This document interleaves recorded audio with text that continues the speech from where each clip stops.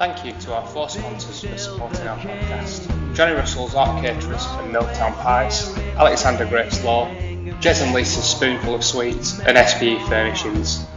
Links to their websites are available in the show notes and on our website. Don't forget to subscribe to get all the latest episodes as soon as they're released.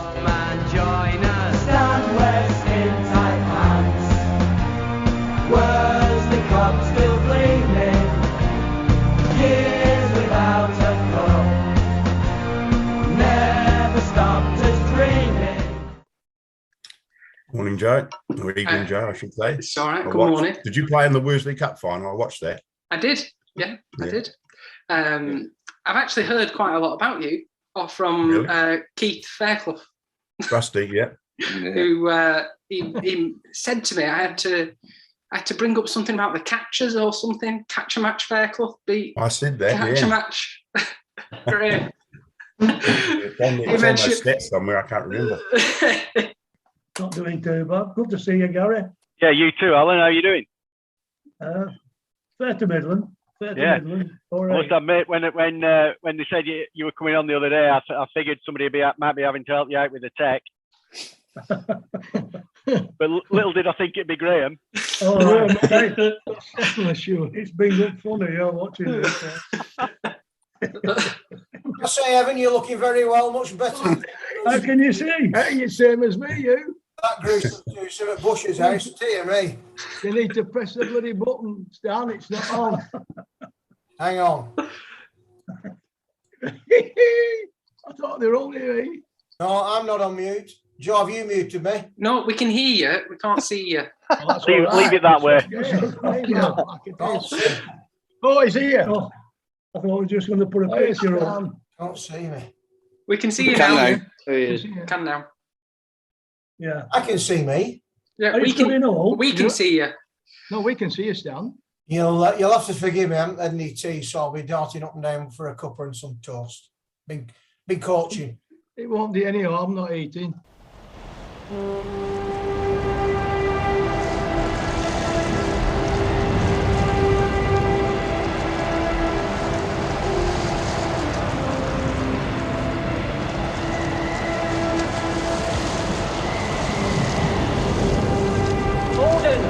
Holden, send Lowerhouse to save the house.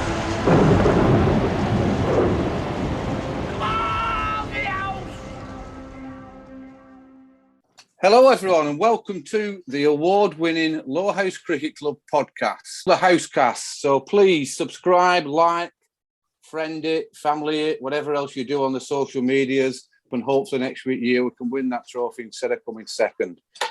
Well, what a show we've got tonight. Got an array of high-quality guests, some legends, but they're all bloody good blokes, all fantastic lads. And we can't wait to discuss and talk through great memories at Lowerhouse Cricket Club. But first, if I just go to introduce and welcome our hosts that we've got who are back on and helping me out with this podcast.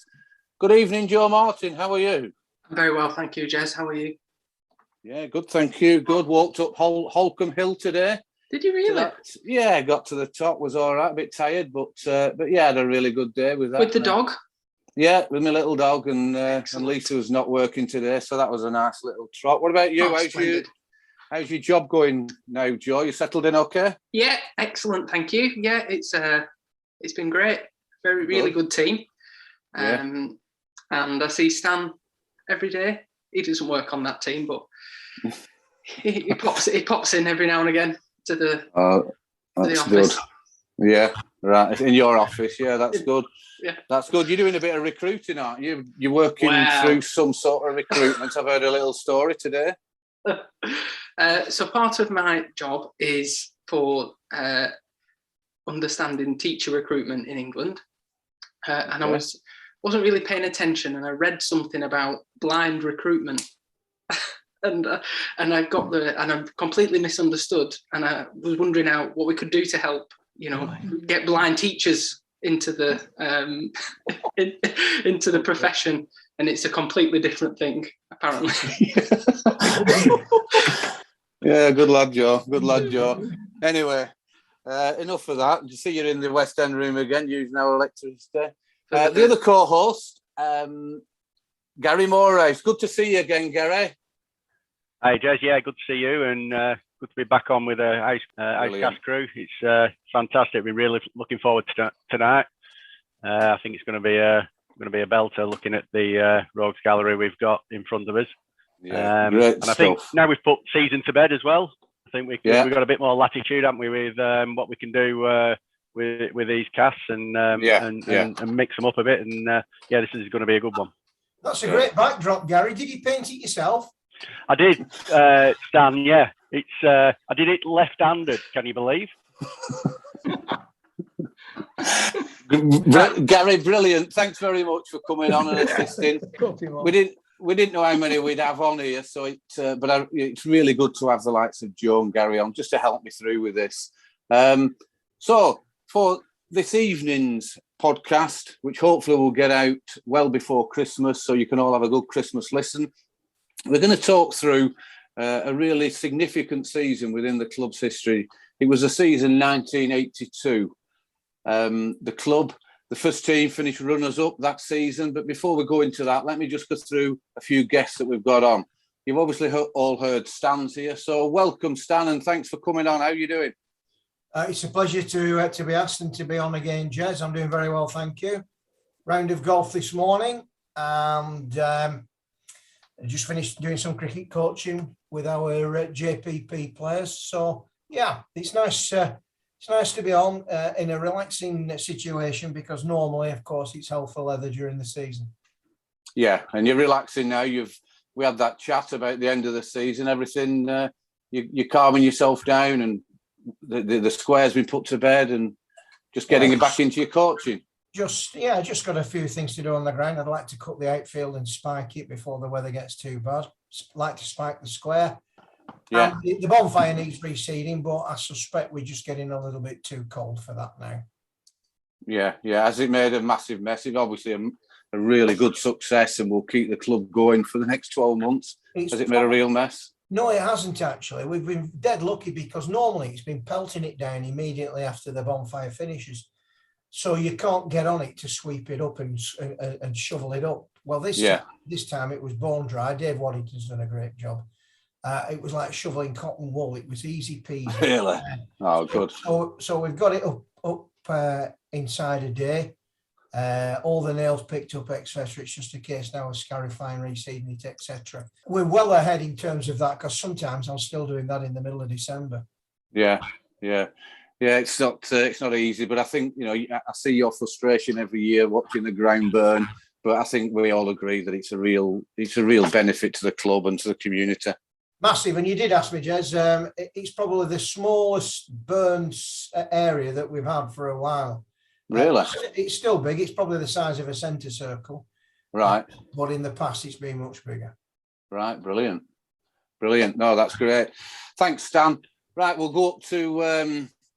I don't really know how to describe you two sat there. It's a bit like them two were sat on that balcony in the Muppet Show. But welcome, Alan Holden and Graham Bushell, who are cuddling up on the screen at Bush's house. Welcome, you two. How are you both going on? Thanks very much. Yeah, fine. Fine, thanks.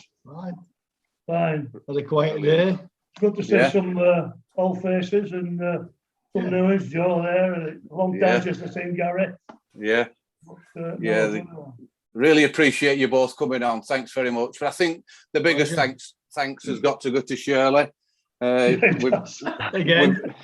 been trying to get on for the last 2 hours. There's been buttons pressed, Graham shouting at Shirley, Shirley shouting back. Another member of the 82 side, and a long-standing great opening bowler of Lowerhouse Cricket Club is Roger Bromley. Welcome, Roger, and thanks for coming on. How are you? You're welcome. I'm fine, thank you. Thanks for having me. Looking forward to this. Yeah, good.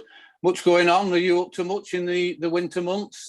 Burnley Football Club running your life? And Yeah, to a certain extent. Yeah, it's just football at the moment. Yeah, good. Do you want to comment, officially on the Housecast as to how that defender didn't get sent off on Saturday? I'll just No, it's just ridiculous. But it seems to happen every week. Not just that one incident. We all seem to have an incident to talk about after the game. But it's just absolutely scandalous. Yeah, it is. It's outrageous. Smaller clubs, isn't it? But anyway, let's get on to tonight and let's have a good evening. So our final guest, and this is a lad who played for Lowerhouse in 1982, played all his professional career for Wellington in New Zealand, played numerous test matches, making his debut at Lords in 1982, played well over 150 first-class games. Welcome, Evan Gray. How are you going, Evan?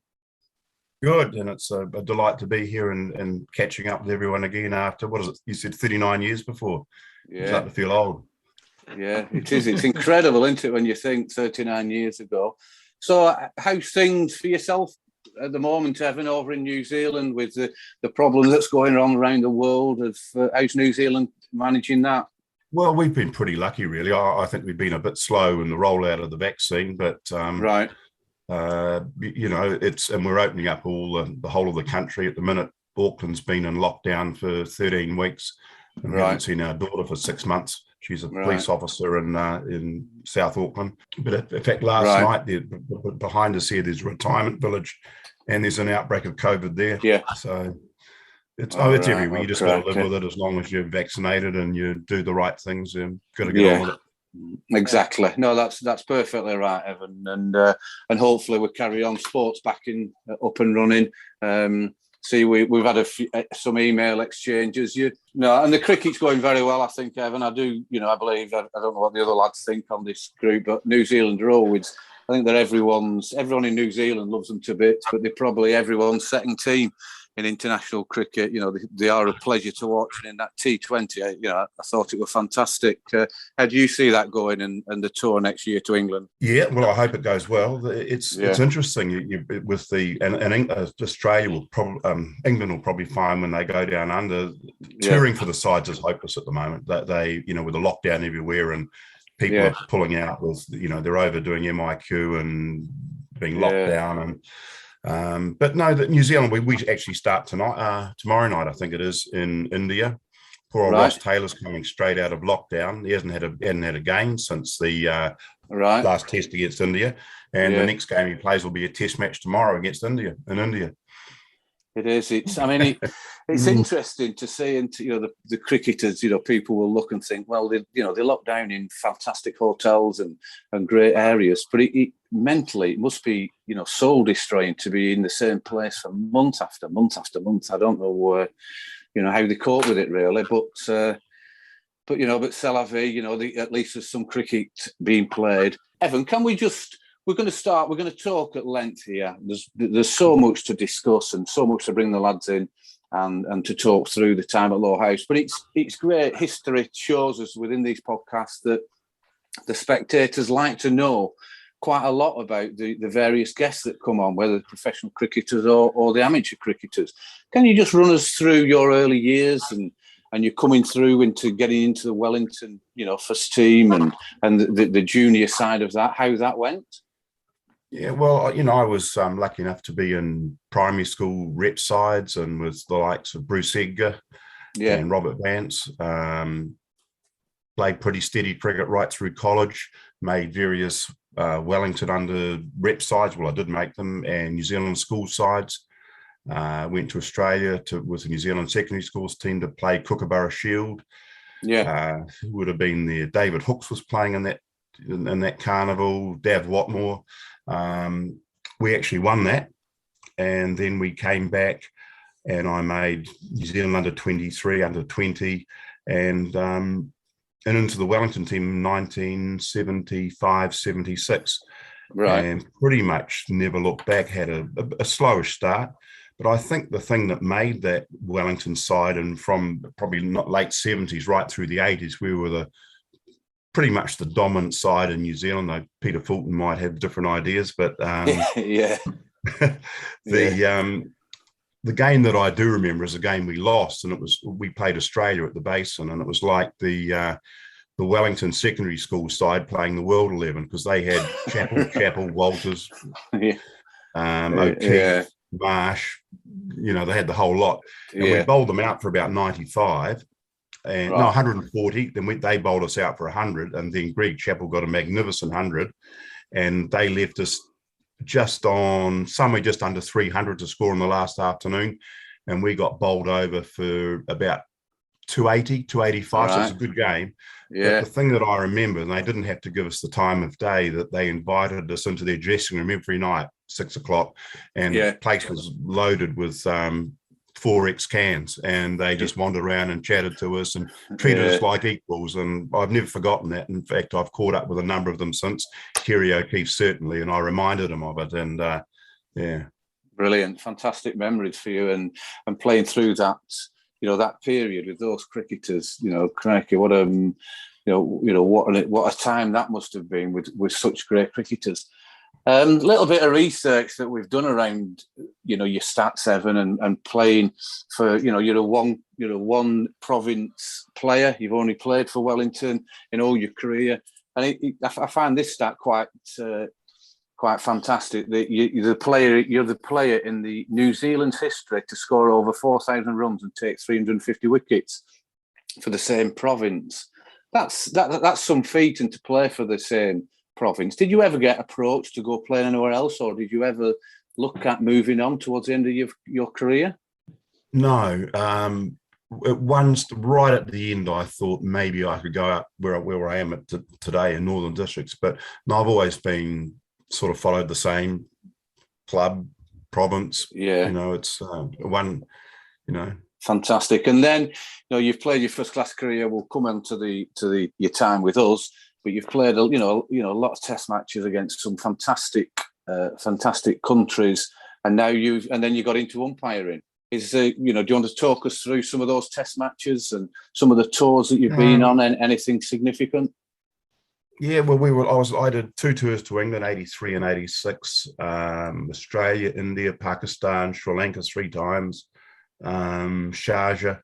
I guess the things that stand out. In Sri Lanka in 1987, I think it was, and I was actually playing quite well then. And we, at the end of the first test in Colombo, we were back at our hotel waiting to go down to the Australian High Commission to have a barbecue to celebrate Ewan Chatfield's 100th Test wicket. And we're just at reception downstairs, and suddenly there's a loud boom, and a bomb had gone off in the bus depot just down the road. And I'm trying to sort of remember, but it would be less than a kilometre away, and 120 killed. And our tour was then called off. Well, we stayed another week, where they tried to convince us to stay, and then we had a vote on it, and it was 9-6 to come home. Right. Australia was fantastic. The Test that I remember, and in fact, you'll remember it. Well, you may not remember it, but I swapped jumpers at the end of it with Tony Dottermaid. It was a test, and if you can Google it, which was 2 things happened in the game. One, that Andrew Jones nicked one down the leg side, and the Australian keeper, Greg Dyer, dived across and caught it, but then he dropped it. And then he picked it up and held it up in the air, and Jonesy was given out and walked off.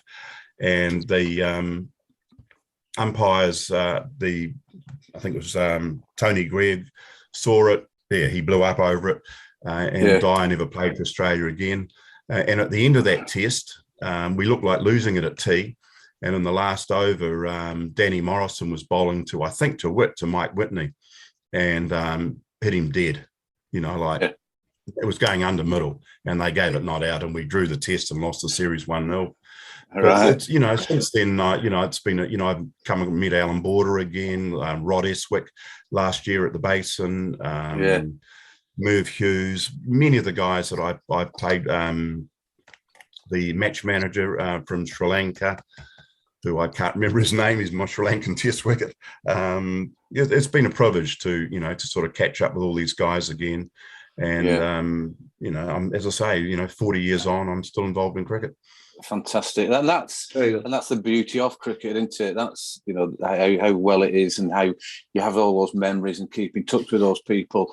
Is there any, I don't want to hog all this. Is there anything from any of the other guys before we move on to Evan's umpiring at the end of his career and then move on to Lowerhouse. Go on, Joe Martin. That was really interesting, Evan, can I add? But what was it like sort of playing for New Zealand at that time in the 80s? Well, we had a good side, yeah. And but I do remember actually, and it sort of involves Lowerhouse, because I was 27, I think I was. Thought, I've had a pretty good career. I'm never going to play for New Zealand, but I'd like to have an opportunity to travel the world and, through cricket. And that's how I came to sign with Lowerhouse. And I remember Wendy and I arriving in London, and I went to a barbecue at a friend's place in London, and I thought, I'm never going to play at Lord's, so I might just pop in there and see it for 5 minutes. So on the way, I stuck my nose, and it was a fag end of an MCC versus India game, and I had a beer by the Mound stand, and then left and thought, well, at least I've seen Lord's. And then it was on up to Lowerhouse, had a fair season, then back with New Zealand A side to Australia, had a great tour, and then next thing you know, I'm making my debut at Lord's. So it was funny the way things worked out. And it was but the England guys, I can still remember we played there in 86 again, and we played Middlesex at the start of the tour. And first night we go, and for those that know Lord's, there's a bar right outside. I think it's called the Lord's Tavern, just outside the gates outside the Grey Skates. We wandered in there, and Gats says, "Come on, boys, my shout." And he was the Middlesex captain. He shouted the whole New Zealand side. So they were good guys, and that we played against. England lads were great, and the New Zealand guys were good, and we had a hell of a good side, obviously based around Richard Hadley and Martin Crowe. They were fabulous players. Yeah, that's lofty here. We always thought that you'd play for when you were at Lowerhouse. We always said to you that you'd play for New Zealand. We knew you'd play Test cricket, but when you were at Teleplace, you were that good. Yeah, it's kind of you. Yeah, here. Just hold on 1 second, sorry. You fell off your chair? I need a chair. This is so in the office that I work in at the cricket club, there's lots of like memorabilia and stuff. And this is up on the wall just above where I work. And it's, how long do you think this has been here, Stan? Quite a long time. Well, I presume, what date is that? There's a date on it. Is it 83 or 86? I can remember that for 80. It says Lower Professional 1982 and First Test at Lord's 1986. Okay. Oh, okay. That was the test we played at Lord's on 86. Yeah. We drew that. Yeah. Oh, I'm going to hazard a guess, Joe, 1986. Correct. Well, I just thought. Do you still have any of your New Zealand kits, like your jumper or your cap or anything? Yeah, I've got my cap. You got your cap. Excellent. Oh, fantastic. Evan, I'm sure we have one of your caps. I'm sure. Yes, I remember sending one across. Yeah. Yeah, you did. You sent it off for auction when we were in dire financial straits for the 25th time, and we were so touched. Ken Smalley made the decision that we weren't going to auction it because we valued it so much, and it remained with Ken until his passing. And a number of us have had the pleasure of keeping the cap for a few years and then rotating it. So it's never left people at the club, Evan, and it was a lovely gesture of yours. But as I say, we couldn't bring ourselves to auction it. We just treasured it so much. In fact, really, we could probably think about putting that in a case, I think. Yeah. Definitely. Maybe tear up. Well, wait till we get going. So, Evan, your cricket career finished, and it's interesting to read around, about yourself on Wikipedia and other areas about the umpiring career you had. Was that something you'd planned as opposed to going into coaching or leaving cricket completely? Well, I'm still coaching young kids. New Zealand Cricket did this fast track program to encourage former first class players to get into umpiring, and I stuck my name forward for that. I got selected, and I thoroughly enjoyed it. I think about the third game I ever umpired was a a first-class game with Billy Bowden. And I remember at Queenstown, actually, it was Chris Harris was bowling. Yeah. To Michael Paps. No, Michael Paps was keeping. Can't remember the batsman. He nicked it. Papsy dropped it onto his foot, then picked it up. And I'm looking at Billy at square leg to see what the hell's happened. I didn't think it had hit the ground. And Billy's sort of looking all over the show at Queenstown, admiring the view. And because before that, he'd said, look, just look at me. He says, I'll help you out. And so I gave it out. And Harry says, didn't you see a nickety, Jay? And I said, well, of course I did. And I said, I was looking for a bit of advice from your friend over there. He said, well, don't rely on him. Anyway, I went over to Billy and I said, listen, mate, I played enough cricket. Don't you look away and don't you tell me nothing I need to know and everything I don't need to know. Yeah. So we didn't get off on a great start. Yeah. He's still going round. I'll see him in Hamilton next Tuesday. I saw, because he got a bit bad press, didn't he, at the end of his, he's test unusual. career. Yeah. He's a fine umpire. He's just eccentric.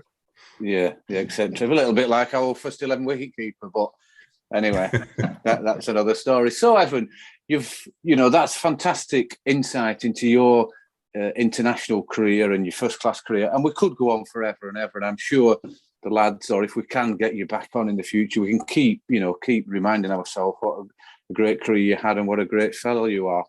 Can we just talk through the circumstances prior to 82 of you signing a contract or being approached to come and play as a professional in the Lancashire League or in the leagues? How did that come about? Well, I'm trying to remember. I know I did it through Derek Parker. Okay. And I'd maybe seen an advert, or I can't remember how it first, right at the start, but I remember having numerous letters from Derek. Somewhere I've still got them, and I understand he's only passed away in the last few years. But he was very good to me, and he got me in touch with Lowerhouse, and sort of letters went backwards and forwards between him and me and the club. I can still remember the fee that I got for my first year, or for the year at Lowerhouse. You what? £3. You want to know? Yeah, go on, yeah. It was £3,700. Oh, that far out. I don't know if that was good, bad, or indifferent, but anyway, it was. I was happy with it, and opened an account with Lloyd's Bank. They were thrilled to get so much money, and so we arrived there and met at. In fact, I was a day late coming. I think we got met at. Would it be Manchester? No, would it be Wigan Station or Manchester? Manchester. Was it Clifford and someone else met us? And I can't remember who else it was. Where is Harold Astley or Bill Fielding? Could have been, and then they took us, and I don't know what, but I'm still in touch with this place on Facebook. They thought, Kiwi Bull, whack him on a farm somewhere. So Sabden, you're in Sabden. You're in Sabden. Sabden, number 4, the field, Sabden. No shower. The place was built in about 1500. The roof was only about 5'8". But it was lovely, and it was a guy, Tom Hill, who owned it, and we were in his other flat. And funny enough, about 20 years later, 25 years later, I got a message from someone that I didn't know who had been in the Isle of Man or the Isle of Wight, and they were Kiwis, and they'd met Tom, and he said, "Do you know Evan Gray?" And they didn't, but they got in touch with me and passed on some correspondence from him. Fantastic. Alan, can I bring you in at that? Myself and Gary and Stan have been involved in when the committee are looking at the professionals, etc. What was the circumstances around that era of signing professionals? Did you get much say in it? No, Clifford used to just come up to me and say, "I've got him." Right. And that were it. Right. That were it, no matter. And then I found out it were Evan. Yeah. From then on, his record proved itself. Sorry, Jez, just as a point of information, I've just Googled what £3,000 was in 90 would be worth now.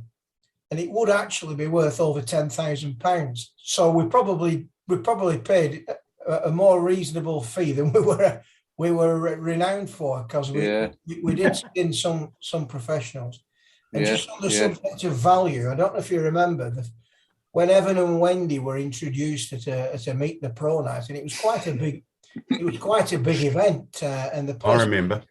The place was packed, So do I. the place was packed out, and Everton, I think, had just signed Andy Gray for over £1 million, and Jack Hayes gave Evan the biggest build-up you've ever heard, and said, "And ladies and gentlemen, I present to you our new professional, Andy Gray." And we were cock-a-hoot because we just paid 3,700 for somebody that cost £1 million. Fantastic. I remember that. Brilliant, brilliant. So, Lofty, just going back to yourself then. So, Clifford, bless him, Clifford's only passed in the last couple of years, and what a stalwart he was, and the work he did tirelessly for the cricket club. Who would have done the research around the players, around the professionals at that time, Alan? Because David Wren wouldn't have been involved like he was in the 90s and 2000. No, Clifford had a good rapport with Derek Parker. He was good mates with Derek. And I think Clifford then, at that time, went through Derek Parker and Jack Simmons and stuff like that. Yes. Yeah. To have a look at our professionals. Derek always had a good affinity with Lowerhouse. He loved Lowerhouse, did Derek Parker. He thought it was brilliant. Oh, that's good. That's good. I think when he came, he balanced the side out perfectly, really. We left arm seamer and 2 right armers. And then we got a slow left arm spinner. I thought that's a great balance in the team. Yeah. What's the winning formula? But apparently I didn't bowl you a long enough, lad. Well, we might come on to that, Lofty. We'll see. We've had some. Apparently. Yeah, Bush, do you think that'd have been intentional on Clifford's part, do you think? I was just going to ask that. Joking. That's on my list of questions. Whoever planned that is fantastic. But don't forget that Clifford took a great interest in the professionals, and I'll never forget at Rottenstall when we signed Mansour Eli. We played at Rottenstall, and Clifford, I was in the change rooms, and Mansour was, and Clifford said to Mansour, he said, basically, Mansour, he said, the professional will bowl from one end, and if he doesn't, he'll bowl from the other end. Yeah, I could tell you some tales about Clifford.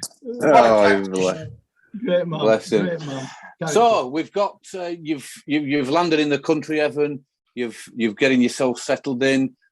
What's your initial thoughts of the club and the players? Obviously, Lofty, he's a very sociable and a lovely fella that would introduce you and get as good a foundation for you within the club. How did you feel for that first week building up to the first game? I think it was a bit of a shock to Wendy, the culture. Especially when we arrived at this little cottage in Sabden. Yeah. And it was really quaint, but it wasn't what she was used to. And I said, look, we'll be fine, just chill out and enjoy it. And I think the next day Cliff came and got us, and we took us off to, what's the town down the road? Is it Clitheroe? Yeah. And to buy us a TV or rent a TV. And then he took us to, I can't think of the guy's name, but he had a garage up sort of above Lowerhouse on the hill. Jerry Dawson. Jerry Dawson. And we bought a 77 V-dub Golf, which got us around beautifully down to London, all over the show. Yeah. But I do remember the night driving home when the brakes failed. And I had to sort of negotiate all the hills and back into Sabden on the bloody handbrake. And I don't know how I did it. Like in second gear on the handbrake, and then I got it back into Lowerhouse and back to him, and he said, "Oh, okay, I'll fix them for you then if they don't go." Yeah. You might need them. Yeah, they might not go again. Oh, fantastic! So then we go into the first game of the season. What are your memories of that first game of the season? Well, we had a practice game, I think, against Blackburn Northern. Does that sound right? Yeah, Blackburn Northern. Yeah. And I got some runs and I got 50 and some wickets, and we're playing right on the edge over by the road. So I was able to hit a couple out of the ground, which I don't do very often. And it gave me a little bit of confidence. And then in the game against, and I went through the things the other day, I don't know why. Haslingden, Brian Higgins, he got 78, Tripp got 30, Stan got 30 odd, I think. And I think I got 33. And then, of course, the game, you got 4. Lofty got 1 for 20. And then I come on and finished it with a hat trick.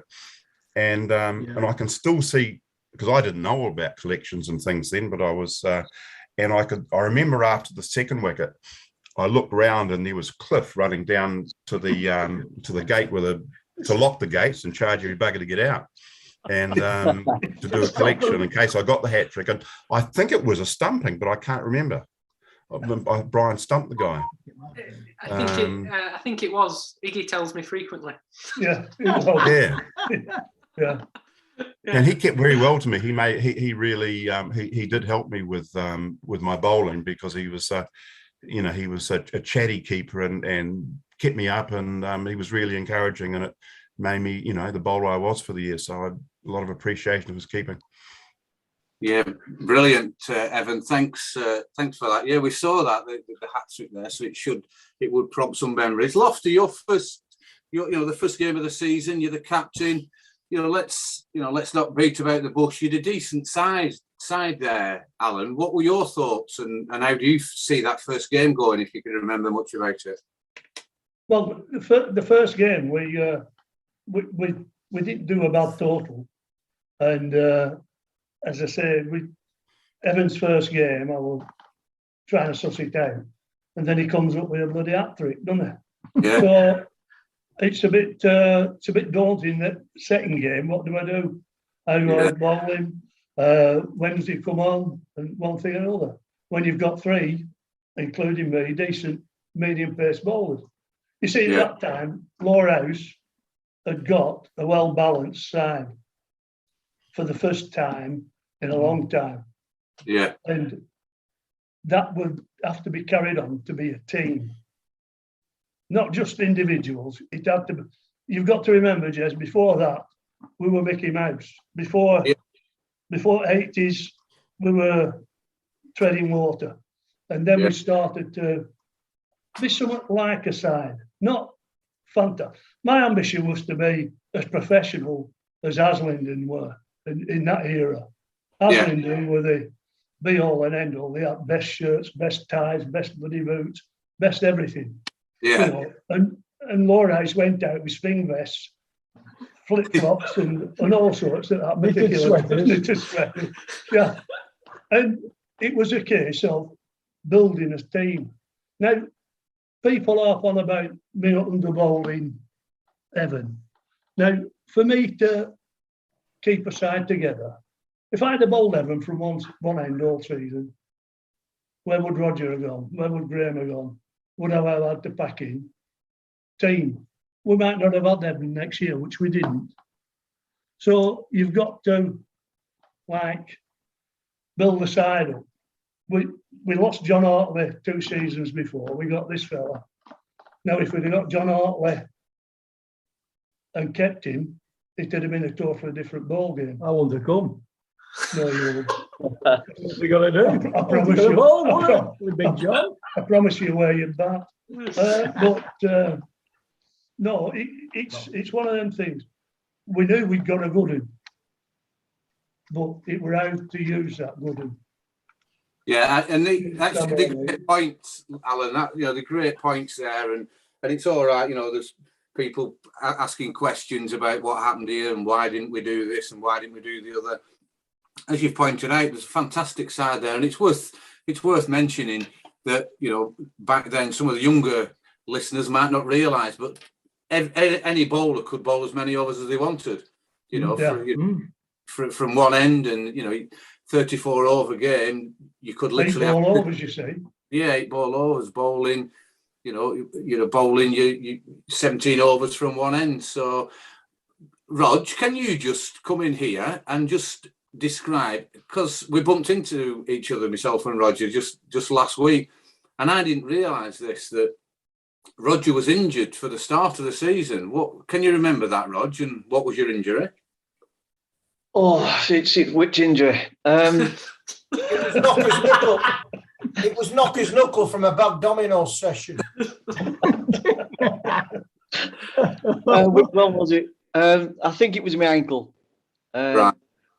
but I don't think I played until end of May. But so it was Lofty and Bush and Evan that were doing all the bowling. Mm. And it's a tough ask just for 3 bowlers. And but I've been looking at the scorecards for start of that season, and you all bowl very well. But I think it was just the workload that was probably too much for 2 seamers. And it is, yeah, definitely. Yeah. Anyway, when I was fit, I got back in, and to be fair, the bowlers very rarely let us down. Looking at the scorecards. My observation, obviously having played all season, was that I never came off a game thinking that the seamers had been over bowled and Evan had been under bowled. But I do know it was a topic of conversation amongst some of the spectators. But as you've pointed out, we had 3 really, really good seam bowlers. I think Roger had 30 wickets, and Lofty and Bush had 44 and 47, or very similar. Now those today's seam bowlers would kill for figures like that, or statistics like that. So as I say, just to repeat myself, I never came off a game, and I don't look back and think that Evan was under bowled. Obviously, you can look at stats and you can say, well, what if? But seriously, to me, it was a fallacious argument or discussion point. I don't know what Evan sort of thinks, but then you've got to balance an attack. We played on wickets. We played on uncovered wickets at the time, and some wickets were conducive to seam bowling and not spin bowling, and it was rarely the other way around. So that's my observation. Can I just come in? Fair observation. If you look at the overall picture, we went into the last game of the season with a possibility of winning that league. So whatever had gone on in that, over the full league, we went to the last game of the season, and it was only by 1 point that we lost the championship. Yeah. So we didn't do so much wrong, did we? Really, we probably lost the odd game where we should have won. Yeah. So that's the only thing we did wrong. Yeah. Well, we're also unlucky with no results. Yeah, with a couple of no results against bottom sides. And that didn't help us. No. So we moved, a fantastic start from Evan and a great win from the team. And as we've said, there's some good players there. And I've got to assume that, confidence is high and people are getting informed. The next game, Evan, you got, I think you got a 7 for, did you? A 7 or a 6 for? Yeah, you got Nelson, Yeah, 6-18. Yeah. Can you remember? That was a real shock to the system, because we went to the left and there's a big shopping mall, I think, in Nelson. And Wendy and I went shopping there, and we came out, it was snowing. I'd never even know what the hell was going on. So I rushed back in and got some more warm clothes. And we played the game, in fact, came off a couple of times for snow. And I do remember it was my introduction to afternoon tea at, what the hell is it, pork pie and mushy peas or something? Is that what you have for afternoon tea? Pie and peas, I couldn't look at that. Stand up double LPs. No, well, Higgy would for sure. Higgy definitely. In Keighley, in Dave Keighley. But we won. Neil Radford was the pro there, and I went on to, in my test debut, to play against Neil. Yeah, we're a good player with Neil. Yeah, it was. And again, as you've said there, Evan, that's interesting. You talk about Higger, because we've had Brian on here a few times, and he's played so long for the club, and what a great wicketkeeper he was, and that is so nice of you saying that it did help your bowling and your career when you first came into the Lancashire League. There, 2 stumpings in that game against Nelson. Yeah. Oh, did he? Okay. Just looking at the things, Bush got wickets, I got wickets. Actually, Brian got 35, and I ended up blocked it for 26 not out. Yeah. But, I'm just going back to the first game. Who was that guy that opened the batting? He was quite a good opening bat for Haslingden, well-known name in the league. Brian Knowles. Yeah, and then they had Rob Bentley as the pro. He was a decent player. Yeah. Yeah, Hasland, a good side then. You know, you're looking at the play playing there. They're a fantastic side. So that's a good win, Lofty, to start the season off. You know, brilliant. That was brilliant, yeah. So then beautiful ground at Nelson. Yeah, it is. It's a lovely ground. I mean, they're struggling a bit these last few years at Nelson, you know, as far as getting players in, which is a shame because it is a fantastic ground. And now with 2 leagues, we don't get to visit there as much as we'd like. But then, you move on to the third game. This is Bay Cup. I think it's at home, and it's a victory by 1 wicket. It looks like. Can you remember that? Oh, No. What? Bay Cup? Yeah. No. Very rare you can remember Bay Cup's game. It was You pro. got 4 for 9, Bush. Did I? There must have been a bad pro. Evan Hopkinson or someone, wasn't it? It was Ewan Hodgkins. Hodgkinson, yeah, Evan Hodgkinson. He got a duck anyway. You want to Google him and find out. Big tall ugly bugger. Yeah. So Bush, we 101 for 9. Sorry, Bay Cup 101 for 9 at the end of their innings, and we won it. You know, quite a close game with a few overs to spare, but with 9 wickets down. It looks like Rusty and Dave Bartholomew got us through. Can you remember it, Lofty? You went in at 10 with a Barty. Yeah. Remember Barty was a good fielder. He was a decent fielder. Yeah, he was a good lad. Yeah. A good rugby player as well. Yeah. But, no, he was decent with David. He went in after Dave Keeley, I think. He'd go in about number 9, but he could hold an end up. I think his batting average was about 12 that year. Not many number 9s back in those days would have a batting average of 12. I would say that's probably the equivalent of a batting average of 20 now. Yeah. Yeah, a useful player, as was Dave Keeley. Yeah. Very unorthodox. I think he only got one half century, but it won us a game at Ramsbottom. Great. We had a great changing room. We had a real mixture in the changing room. He got sent off at rugby, playing for Calder Vale, and come and played for Belvedere on left wing after he got sent off as our substitute. Brilliant. A real character. So we move on to the fourth game. Move on to the 4th game, and it's the first defeat. Is this one Haslingden at Haslingden? It looks like they've got a good score, 217, which, as Stan, says, and it's so true. That's a 300 today in today's wickets, etc. And we fell quite a bit short there. Any memories about that from anyone? Before we move on. Oh, I had a long face. When it's a low wicket, get very low, I'm sure. Haslingden's at that time. 4. If you played at Haslingden at that time, top came off. 4. Right. It was a bad wicket. Right. It weren't too bad for them though. They got 217. Yeah, I know. I'm talking about us, bowling wise. Brom, that's our excuse for getting beat. Don't forget, chaps. In those days, pitches, as I say, were uncovered. You could have a stinker of a pitch in the first innings, and it roll out to a placid, pleasant pitch. Try this tricky tongue twister, or vice versa. The roller was crucial. You could go out. You could go out, and the roller could wear off, and it become placid. Or once the roller wore off, it could become spiteful. That's why many of the scores were so low.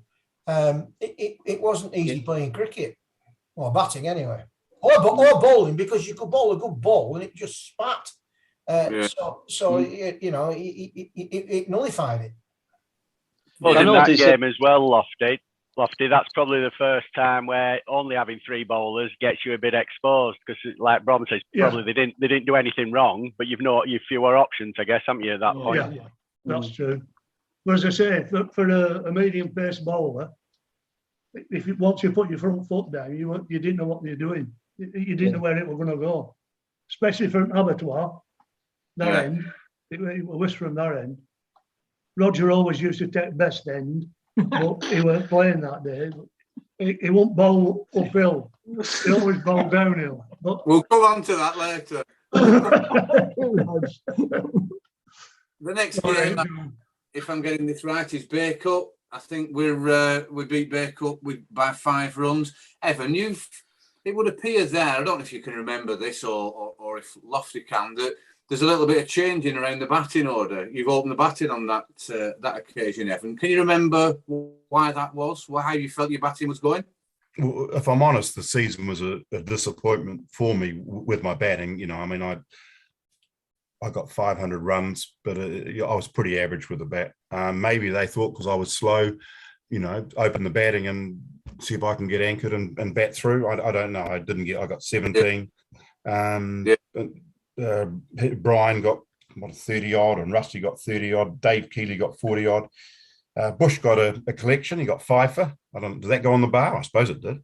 I can't remember. Yeah, it will. A few out of it. You won the game for us, Bush. Yeah. Rusty's 35 not out in there, and Dave Keeley 44. So they've brought it round, nearly put 100 on for that 5th and 6th wicket.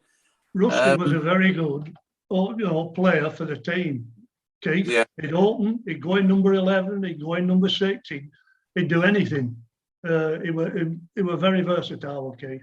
He'd storm off if he was moved around in the field. He stormed off. Remember, he's storming off at Ramscotton saying, "I've never been so humiliated in my life." We fielded him in every possible position. Yeah, and they got 3 to him every single time. It's a big deal, isn't it? And it didn't help when he was moaning about being moved. Didn't he shout, "Would you be better off if we got you a Red Rose Rambler ticket?"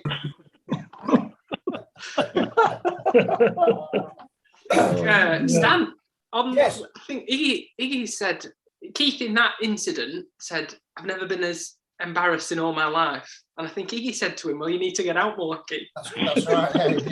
Yeah. I have a question for Evan. Yeah, go on, Jim. You've alluded to your batting, and you said you weren't particularly happy with it. Was there a reason why? Was it the pitches, or did you not acclimatise to?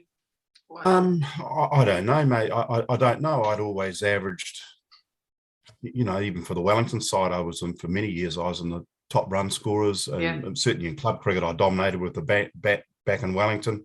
I don't know. It just, 20s and 30s. I got a few 40s, and never sort of. And I'm reading, Collis and Bentley, and not Bentley, but Rob Bentley. He got millions, and I didn't. So, but. You played at Lowerhouse, and the wickets at Lowerhouse were a minefield. No matter where you played. I played one week against Nelson, and they had a quick bowler, and we had a person called George Bridge, who was the groundsman at the time, and he came to me and he said, "Alan," he said, "I've got you a good wicket today." I said, "Where?" He said, "Bottom at square there. And right on a length, but bigger stump, it will." It looked like they were a mine shaft trying to get back up. And they wrapped us up, I think, Stan, for about 38 that day. It was Terry Hunt. You were Terry Hunt. That was it, Terry Hunt. Terry Hunt today, was it? Well, do you not remember that day we had Noel Guichard as substitute professional, and Hunt broke his nose. Not in several places, in every place, and he had to be carried off horizontal to hospital. Yeah. But the wickets were they were never scarified. They were quite dreadful. They didn't help you, Evan, at all. And Roger and myself were warming up before one game, and by this time the groundsman had become Joe Edmondson. I'll never forget him. He used to wear a smock, and as Roger and I are warming up, he walks past us and he says, "You want to be careful out there today, lads. Somebody could get killed," and that's coming from the groundsman, and he was the groundsman at the same time when the Headingley pitch was dug up by the free George Davis, who was an armed robber who they thought was wrongly convicted. They dug the Headingley pitch up that season. What Joe did, he would repair the footholes by growing seeds in a seed tray, and he'd dig an oblong out and plonk the seed trays growth in the oblong that he cut out for a foothold. And I'm at the runner's end one game, and the professional comes running up to ball, doesn't let go of the ball, and pulls up about 5 or 6 yards down the track, and he's got this sod stuck to his spikes. So the umpires call the groundsman out, and he takes one look at it. He says, "It's them bloody vandals from Headingley. They've done our pitch as well." But that's what, I mean, heaven forbid, that's what we were up against. That's What and you took he didn't tell you. No, he get. You took When like it run out, it come out, it said, it's a minefield. You get killed. You'll get killed. You get killed out there, somebody. So that didn't tell you when you were going in number 3 or something like that.